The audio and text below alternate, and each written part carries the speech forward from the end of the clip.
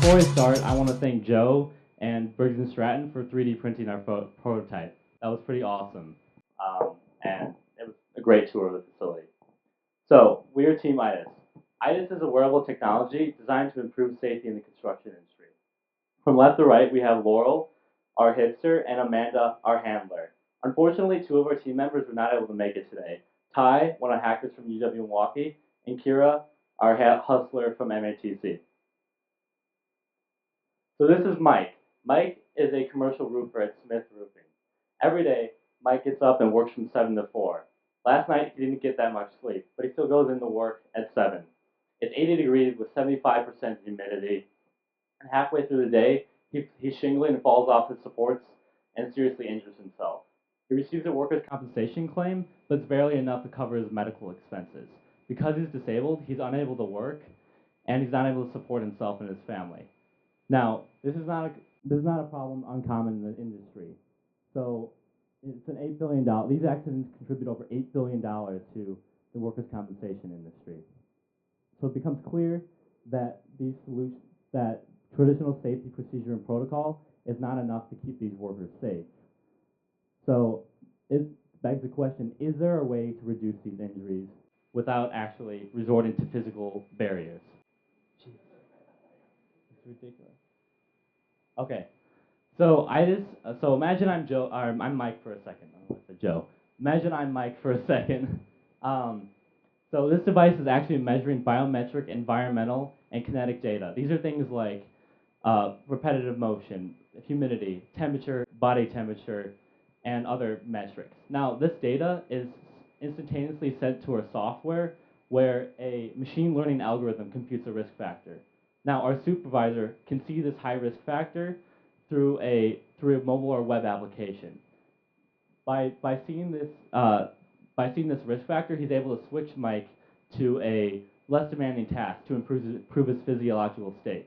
Now, the key here to predicting injury is that if you're under physiological stress, you are not at your peak performance. Your reaction time is slowed, and you're more likely to have an injury. So these indicators actually show if you're under physiological stress, and we can find a correlation there. When these workers are at their best, they're phenomenal. We simply want to keep them at their best. All right, so we talked to over 50 construction workers and asked them questions like, is this something you would use? Questions designed to understand the mentality of a construction worker. We also talked to insurance employers and workers' compensation employers and roofing owner. Now here we not only gain valuable insight about our industry and our beachhead market, which are medium to large roofing companies, but we also gained valuable experience about the insurance industry itself and how insurance plays an important role in our business model. So we actually ended up changing our business model. Okay, so IDIS, we partner with insurance companies. These insurance companies promote our product to their end user, to their clients, roofing companies. The roofing companies then buy our product, but we also charge them a monthly subscription fee. So it's a modified software as a service model. Everyone here benefits. The insurance companies benefit because more of their premiums become profits. The roofing companies benefit because they have a higher productivity, higher morale, and the reductions in premiums that they receive from the insurance companies are theoretically less than the amount of the monthly subscription they pay to us.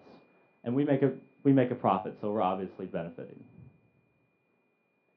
So we're looking for contacts in the commercial construction and workers' compensation insurance industry. This is because we still want to do a lot of market research and test our product viability to get that initial data set so we can actually prove that this is something that works. We're also looking for mentors in roofing and construction. So if this is something that interests you, we'd love to hear your feedback. And we had some incredible mentors in the Commons, so more is always welcome. We're looking for people with experience in electrical and computer engineering. So if this is something, if you have experience in electrical and computer engineering, and this is something that interests you, and you'd like to join a startup, or you know somebody who would like to, we'd love to hear from you. We're also looking for data scientists and anyone in the biology and those sorts of people to help us out with the actual science behind our product and the can help us develop our algorithm. So if this is your expertise, we'd love to hear from you. That's all I have for you today. Thank you very much.